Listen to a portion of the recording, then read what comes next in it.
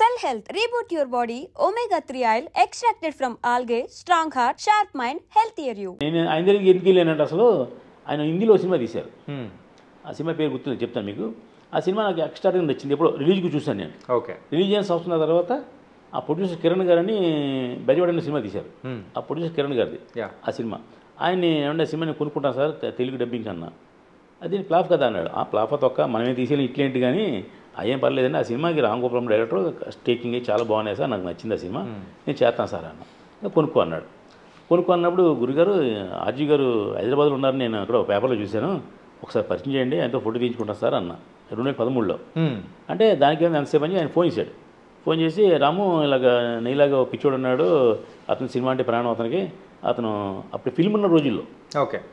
కాబట్టి నువ్వు ఒకసారి అతనికంటే 10 నిమిషాలు టైం ఇవి దగ్గర వస్తాడంట. అంటే అదే మార్నింగ్ 11 o'clock రమ్మని అన్నాడు. ఆయన పార్క్ అయితే ఉండి 11 o'clock వెళ్తే ఈ విషయాల్ని చెప్పింది. మరి ఆ సినిమా ఎందుకు డబ్బింగ్ చేద్దాకుండా ఫ్లాప్ అయింది కదా అన్నాడు.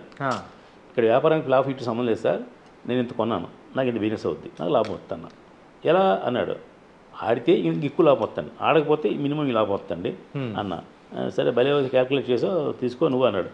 మరి చిన్న రిక్వెస్ట్ ఏంటంటే మీరు హైదరాబాద్ ఉన్నారు కాబట్టి రేపే నుండి నేను ఒక చిన్న ఫంక్షన్ పెడతాను సార్, ట్రైలర్ లాంచ్ చేసి పెడతాను, ఒకసారి మీరు వచ్చి 2 మాటలు చేస్తే నాకు కొంచెం ఆనందంగా ఉంటుంది సార్ అన్న. డెఫినెట్గా వస్తాను పో అన్నాడు. అన్నప్పుడు ఏం చెప్పాడంటే మరి నువ్వు ఎందుకు డబ్బింగ్ సినిమా ఏం చేద్దాం కూడా స్ట్రైట్ సినిమా చేయొచ్చు కదా అన్నాడు. నేను మీతో ఎక్కడ చేస్తాను సార్, నేను కెపాసిటీ ఉంది, నాకు I'm very small man sir అన్న. అదేంటి ఎవడైనా వచ్చినోడు నేను పోటీ కానీ నాకు 100 ఎకరాలు ఆస్తుంది, నాకు 1000 ఎకరాలు కోట్లు ఉన్నాయి అంటాడు కదా, నువ్వు అలా అంటున్నావు ఏంటి అన్నాడు. నేను అంటాను సార్ 100 ఎకరాలు ఉందంటాను, 1000 కోట్లు ఆస్తుందంట, నేను ఎలా వెళ్ళినంటే ఎవడో వస్తాడు, ఆ ఏడు సైడ్ ఆడి దగ్గర లేదని అంటాడు. ఆ అబద్ధం ఏదో నేనే మీకు చెప్పేస్తే, నిజమేదో మీకు చెప్పేస్తే ఆడి ఛాన్స్ ఇచ్చినట్టు ఉండదు అన్న. లేదు ఐ లైక్ వెరీ మచ్ అని నన్ను భుజమి చేసి నీకు నేను స్ట్రైట్ సినిమా చేసి పెడతానయ్యా అన్నారు. డెఫినెట్గా సార్ అంటే మరి ఎంతలో తీస్తే నువ్వు సేఫ్ అవుతావు చెప్పాను.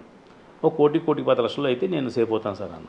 మరి సరే నీకు 1 కోటి 10 లక్షలు సినిమా తీస్తాను, మరి ఇంకో 10 లక్షలు పబ్లిసిటీకి కావాలి కదా అన్నాడు. అది కూడా పెట్టుకుంటాను సార్, 1.5 కోటి అయినా సేఫ్ అవుతాను సార్ అన్న. మరి ఆ సినిమా లాస్ వస్తే ఎలాగని అడిగారు. అసలు ప్రాణం పోయిన రాదండి, 1.5 కోటి నేను సినిమా తీస్తే 100% 1 రూపాయలు సంపాదిస్తాను సార్ అని నేను ఛాలెంజింగ్గా చెప్పాను. ఆయన నా ధైర్యానికి మెచ్చి సరే నీకు సినిమా చేస్తాను చేసుకుపోన్నాడు. అంటే ఈ విషయం చాలా ఇంటర్వ్యూలో చెప్పాను నేను మా బాస్ గురించి. అంటే మరి సత్యన మరి నీ 1 కోటి 10 పబ్లిసిటీ అని వచ్చేసిన తర్వాత మరి నాకేంటి ఉపయోగం అన్నాడు. మీకేం కావాలి చెప్పండి సార్ అన్న. మరి నా రెమ్యునేషన్ ఎంత ఇస్తామని అడిగారు. మీకు రెమ్యునేషన్ నా 150 వచ్చిన తర్వాత ప్రతి రూపాయిలోని 90% మీరు తీసుకోండి సార్, 10% నాకు ఇవ్వండి సార్ అన్న. అదే ఎవడన్నా 50-50 అంటారు కదా అన్నాడు. అది వస్తే కదండి డబ్బు, వస్తే 50-50 ఉందని, వస్తే 90% మీరు తీసుకోండి సార్, రాకపోతే నాకు నష్టమే లేదండి అన్న. లేదు 100% నీకు నేను సినిమా చేస్తాను అని చెప్పి దాని తర్వాత బోల్డ్ స్టోరీ జరిగింది. ఏమన్నా అంటే అనౌన్స్ అయినా సార్ అన్న, నువ్వు అనౌన్స్ చేయడం కుదరదు, నువ్వు డబ్బు పట్టుకొచ్చి బ్యాంకులో వేసి నాకు చూపించు, లేదా నువ్వు పారిపోతే నీ పట్టుకోలేం కదా అన్నారు. సరే సరే అప్పుడు నాది ట్రాఫిక్ సినిమా రిలీజ్ అవుతుంది 10 రోజుల్లో, సూపర్ హిట్ అయిన సినిమా ట్రాఫిక్ సినిమా. ఆ ట్రాఫిక్ రిలీజ్ అయింది 10వ తారీఖున. నేను 15వ తారీఖున డబ్బులు బ్యాంకులో వేసి పట్టుకొచ్చి మీకు ఇస్తాను సార్ అని నేను అకౌంట్లో వేసి ఆయనకి చెక్ పవర్ ఇచ్చి పట్టుకొచ్చి చెక్ బుక్ ఇచ్చాను. ఆయన నమ్మాడు. ఆ తర్వాత రకరకాల జరిగినాయి. సినిమా పేరు ఐస్ క్రీమ్. అది నాకైతే టేబుల్ ప్రాఫిట్ సినిమా. అది నా లైఫ్లో ఫస్ట్ టైము, నా 20 years కెరియర్లో టేబుల్ ప్రాఫిట్ వచ్చిన సినిమా అది. టేబుల్ ప్రాఫిట్ అంటే ఈ టేబుల్ కాదు, టేబుల్ మీ డబ్బు ఏమండి అంటే ఆ లాంగ్వేజ్ మనకు అర్థమవుతుంది కదా. ఆడెవడో కామెంట్ చేసే కింద టేబుల్ వచ్చిందా లాభం నీకు. ఇప్పుడు మనం ఏం మాట్లాడుకుంటే కింద కామెంట్స్ ఉంటాయి, ఆయన దృష్టి పెట్టి మాట్లాడాలి మనం ఏం మాట్లాడినా. ఆయన ఫస్ట్ టైం ఇచ్చాడు ఈ సినిమా గురించి. ఆయన ఎవరో కామెంట్ చేశాడు, ఎవరో ఒక వెబ్సైట్ వాళ్ళు కామెంట్ చేశారు, ఎక్కడో గుంటూరులో మిరపకాయలు అమ్ముకునే షావుకారుని తీసుకొచ్చి నీ చేతి కోసం సినిమా తీసి ఆయన సంకనాకించాను అని ఎవడో పెట్టాడు. ఈయన వెంటనే కౌంటర్ ఇచ్చాడు వాడికి, మరి ఎదవా చీకట్లో మొరవడం కదరా కుక్కలాగా, నువ్వు వెలుగులోకి వచ్చి మురుగు, ఆ సినిమా తీసిన ప్రొడ్యూసర్ ఏమో నాకు లాభం వచ్చింది మురుగు, నేను 100 స్టేట్మెంట్లు 100 కాగితాలు చూపించి ప్రెస్ మీట్ పెడుతున్నాడు, నువ్వు ఇలా ఎడితే వింటారు ఎదవా కుక్క అని తిట్టాడు ఆయన. ఆ తిట్టినందుకు మేము సక్సెస్ మీట్ పెట్టాం. సక్సెస్ మీట్ పెడితే దాసనాథరావు చీఫ్ గెస్ట్, వీళ్ళందరూ ప్రెస్ వాళ్ళందరూ వెళ్ళారు ఆయన దగ్గరికి. సార్ మేము ప్రెస్ మీట్ రావట్లేదు, మేము దాన్ని బాయ్కట్ చేస్తాం అయ్యే అన్నారు. ఏదో కుక్కలను తిట్టాడండి ప్రెస్ని అన్నాడు. ప్రెస్ని కుక్కలను తిట్టారండి ఆయన, అది మీరు రావండి అన్నారు. గురుగారు నాకు ఫోన్ చేశారు, రే సశాన మరి ఇలా అన్నారు వాళ్ళు, మరి ఏంటిది అంటే ఏంటి సార్ ప్రాబ్లం చెప్పండి సార్, 5 నిమిషాలు సాల్వ్ చేద్దాం సార్ అన్న.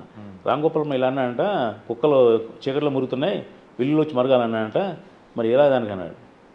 ఏముందండి అలా అన్నాడు కదా, ఆ స్టేజ్ మీద సారీ చెప్పిస్తాం సార్ అన్న. అంటే అది మా భాష అడిగి చెప్పా. ఏమన్నా ఇలా అంటున్నారు, ఏం చేయమంటారు, నన్ను ఏం చేయమంటావు అన్నారు.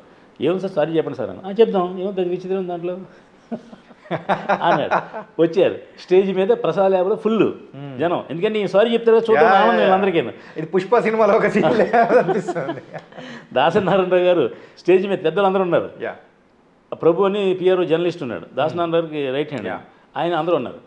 ఈయన ముందు నేను మైక్ పట్టుకుని నేను చెప్పాను, ఈ సినిమా 100% సక్సెస్ సినిమా, నేను పెట్టిన డబ్బుకి నాకు రెట్టింపు డబ్బు వచ్చింది, ఇంకా నేను శాటిలైట్ గేట్లు అమ్మోసిన బోర్డు ఉన్నాయి, నాకు 100% 200% లాభం ఈ సినిమా, థియేటర్కల్గా నేను అమ్మిన డబ్బు నాకు, నేను కాస్ట్ ఆఫ్ ప్రొడక్షన్ వచ్చేసింది నాకు, ఇది చెప్పి స్టేట్మెంట్ ఇచ్చాం. ఓపెనింగ్ ఎంత, సెకండ్ డే ఎంత, థర్డ్ డే ఎంత, కలెక్షన్ అన్ని అందరికీ పంచిపెట్టాం. పంచిపెడితే ఆర్జీ గారు మైక్ ఇస్తున్నారు, జనం కింద నుంచి అరుపులు, సారీ చెప్పాలి సారీ చెప్పాలి సారీ చెప్పాలి. ఈలోపు ఒక ఆయన లేచి, ఏమంటే చెప్పిస్తున్నారు కదా అంటున్నారు. అని అడిగాడు, ఏం సెషన్ ఏంటి అన్నాడు. అదే సార్ మనం సారీ చెప్తాను. ఏ సారీ అన్నాడు. అదే మనం ఎలా అన్నందుకు మీరు సారీ చెప్తాం ఏముంది అని వెంటనే మైక్ తీసుకుని, నేను చీకట్లో కుక్కలు మురుగుతున్నాయి అన్నది నా గురించి ఒక వెబ్సైట్ వాడు నోటుకు వచ్చినట్టు రాశాడు, గుంటూరులో మిరపకాయలు అమ్ముకునే షావుగారిని తీసుకొచ్చి సినిమా తీసి ఆడి దోలు తీర్చాడని తిట్టాడు నన్ను. ఆ షావుగారేమో నాకు లాభం వచ్చింది అంటున్నాడు. మరి ఎవరు తప్పు ఎవరిది రైటు? కాబట్టి నేను అతన్నే తప్ప మిగతా వాళ్ళు ఎవరిని అనలేదు.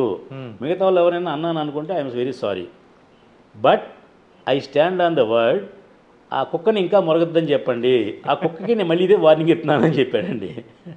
మళ్ళీ కుదరదు డామ్ డోస్ కానీ మీడియాలో అందరూ లేచిపోయారు. వెంటనే మా గురుగారు, ఆగండి, ఏం చెప్పాడు, ఆ మాట అన్నవాడిని తిట్టాడు, మిమ్మల్ని తిట్టలేగా, చెప్పాడు కదా, మీ అందరికీ సారీ చెప్పాడు కదా, మీరు అనుకుంటే మీరు కనుక అతను అపార్థం చేసుకోండి, మీకు సారీ చెప్పాడు ఆయన. ఆ మాట అన్నవాడిని అన్నాడు, కూర్చోండి స్టార్ట్ చేయి అని. అప్పుడు అందరికీ డబ్బులు ఇచ్చాం. ఏది, ఈ సినిమాని ఒక సిస్టమ్ ప్రకారం తీసాము, కోఆపరేటివ్ సిస్టంలో సినిమా తీసాం. అంటే ఏంటి, డైరెక్ట్ డబ్బులు ఇవ్వాలా, హీరోకి డబ్బులు ఇవ్వాలా, హీరోయిన్ డబ్బులు ఇవ్వాలా, కెమెరామెన్ డబ్బులు ఇవ్వాలా, వీళ్ళందరికీ డబ్బులు ఇస్తాం. ఇప్పుడు లాభం వచ్చింది కాబట్టి రామ్ సత్యం నిజాయితీగా అందరికీ షేర్లు పంచి పెడుతున్నాడు అని చెప్పి చెక్కులు తీసి, ఒక చెక్కు రాంగోపాలం గారికి, ఇంకో చెక్కు హీరోకి, ఇంకో చెక్కు హీరోయిన్కి, అలా అందరికీ ఇచ్చారండి. అది మన లైఫ్లో ఒక సువర్ణ అధ్యాయం. అదే ఆ స్టేజ్ మీద ఏం చెప్పాడంటే, ఒకటి అడిగాడు, ఏమంటే మీరు రాంగోపాలం గారు మీరు చాలా గ్యాప్ తర్వాత రీఎంట్రీ ఇచ్చారు కదా ఇండస్ట్రీకి, మరి ఇలాంటప్పుడు ఈ రామ్ సత్యం లాంటి చిన్న ప్రొడ్యూసర్ ఎందుకు చేశారు మీరు? మరి మీరు ఓకే అంటే కేఎల్ నారాయణ గారు చేస్తారు మీతోటి, ఓకే అంటే అల్లు అరవింద్ చేస్తారు, ఓకే అంటే ఇంకో 100 మంది చేస్తారు కదంటే, వీళ్ళకి నాకు తేడా ఏం కనపడలేదు, వాళ్ళకంటే వెరీ సిన్సియర్ ప్రొడ్యూసర్ అతను. పొద్దున్న 6ంటికి నాకు మెసేజ్ పెడతాడు, సార్ ఈరోజు మన ప్రోగ్రామ్ ఏంటి, మనం ఎక్కడికి వెళ్తున్నాం, షూటింగ్ ఏంటి, మన లొకేషన్ ఏంటి, మన డబ్బింగ్ ఏంటి, మన ఇదేంటి.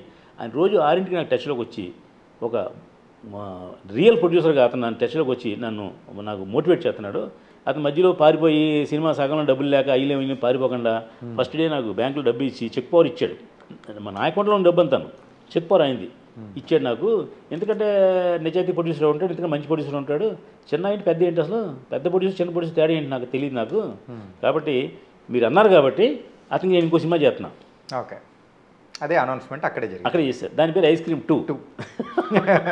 ఇది మనకు అడగలేదు, అసలు మనం అనుకోలేదు. అది తీస్తాను నేను చెప్పలేదు, మేమిద్దరేం డిస్కస్ చేసుకోలేదు. ఓ సినిమా తీద్దాంలే మనకెందుకులే అనుకున్నాం. ఆ దెబ్బకి రామ్ గోపాలం అందరికీ రామ్ సత్యనారాయణ అందుబాటులో వచ్చాడు అని ఒక 20 సినిమాలు వచ్చేసినాయి. ఆయన 20 సినిమాలు కూడా ఆయన యాక్సెప్ట్ చేయాల, ఆయనకి నచ్చింది, ఆయన కనెక్ట్ అయిన సినిమాలు చేశాడు. ఆయన ఏంటంటే ఆయనకి బయట ప్రొడ్యూసర్ చేయడానికి ఆయన సొంతంగా సినిమా తీసుకుంటే సరదా. ఎందుకు, బయట ప్రొడ్యూసర్ కండిషన్లు పెడతాడు, ఆ ఒక్క లాభం నష్టం నాకే వస్తే బయట నాకెందుకు అని. నేను ఆయనతో ఇప్పుడు 5 సినిమాలు చేశాను. నేను 5 సినిమాలు కాకుండా ఆయన చేసే సినిమాలు ఒక 5 సినిమాలు నేను కోఆర్డినేట్ చేశాను. ఆయన వేరే ఇంకో సినిమా తీశారు, దాన్ని A to Z నేనే చూసుకున్నాను, నేను ప్రొడ్యూసర్ కాదు. ఓకే, ఓ సినిమా తీశారు, నందుని హీరోగా పెట్టి ఒక సినిమా తీద్దామన్నారు. వద్దు సార్, నందు పెద్ద మార్కెట్ లేదు సార్ అని. నీకుందా మార్కెట్, అసలు లేదంటే ఏంటి, సరే రేపు నుంచి షూటింగ్ ప్లాన్ చేస్తున్నావు, నువ్వు అయిన పురమాయించి అన్నాడు. నేనే దగ్గరుండి కెమెరాలు పురమాయించి, ప్రొడక్షన్ పురమాయించి, భోజనాలు పురమాయించి అని నా డబ్బే, సినిమా అయిందే, ఖర్చు పెట్టాం. ఈ లోపల ఎవరో ఒక ఆయన వచ్చాడు, వచ్చి సార్ ఈ సినిమా నేను ప్రొడ్యూసింగ్ చేస్తాను సార్ అన్నాడు. చేసుకోమన్నాను. ఎంత అంటే ఏదో రేట్ చెప్పాడు, 4 కోట్లు ఎంత చెప్పాడు. అంత లేదన్నా ఒక 50% షేర్ తీసుకుంటాను సార్ అన్నాడు. తీసుకోండి అన్నాడు. 2 కోట్లు, ఆ 2 కోట్లు కట్టేసి వెళ్ళిపోయాడు. అది సత్యాన్ని అతనికి ఇచ్చానే అదిరిపోవటం అన్నారు. ఆయనకి ఎవరో చెప్తే ఆయనకి నేను కూడా దండేసి సన్మానం చేస్తాను సార్ అని చెప్పాను. పలానా ఆయన నాకు తెలియదు, ఆయన ఎవరు వచ్చాడు పైనుంచి ఇలా మీలా ఎర్రగబురుగా ఉన్నాడు, అతను ఇతనే ప్రొడ్యూసర్ అన్నాడు. కంగ్రాచులేషన్స్ సార్ అన్నాం. మళ్ళీ ప్రెస్ మీట్ కానీ ఫంక్షన్ కానీ అన్నీ నేనే ఏర్పాటు చేశాను. నేను ఖర్చు పెట్టి డబ్బు అంతా నాకు ఇచ్చారు ఆయన. నేనే ఏర్పాటు చేశాను. నేను దాని గెస్ట్ని ప్లస్ నేను ఏర్పాటు చేసింది. ఎందుకంటే మా బాస్ కదా ఆయన, యా అని మనం ఉంటే ప్రాణం, ఆయనకి మనం ఉంటే ప్రాణం. నేను వన్ సైడ్లో కుదరదు, ఇద్దరిని ఒకరికొకరు ఎమ్మంచుకుంటేనే జరుగుద్ది ఏదైనా. ఈ 12 సంవత్సరాల ప్రయాణం కదా సార్, 12 years. 2014 అనుకోండి, 14 నుంచి 24, 10 సంవత్సరాలు మా ప్రయాణం. మేము ఈవేళ కూడా మీట్ అయింది 13, పోనీ 14, 15 అనుకోండి.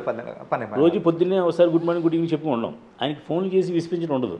ఆయన నాకు ఫోన్ చేయడు, మెసేజ్ పెడతారు, నువ్వు వెళ్ళి ఈ పని చూడు, ఎస్, నువ్వు వెళ్ళి ఆడితో మాట్లాడు, ఎస్, అంతే తప్ప ఫోన్ చేసి ఎలా ఉన్నావు, అంత కులసా, నాన్నగారు బాగున్నారా, భోజనం చేసావా, ఇలాంటి సోది ఆయనకి నచ్చదు. ఏంటో నేను భోజనం చేయదు, నువ్వేం చేస్తావు, నువ్వు భోజనం పెడతావా? ఆయనకు కావాల్సింది ఏంటి, కంటెంట్. డైరెక్ట్ పాయింట్లో రా, సోదొద్దు.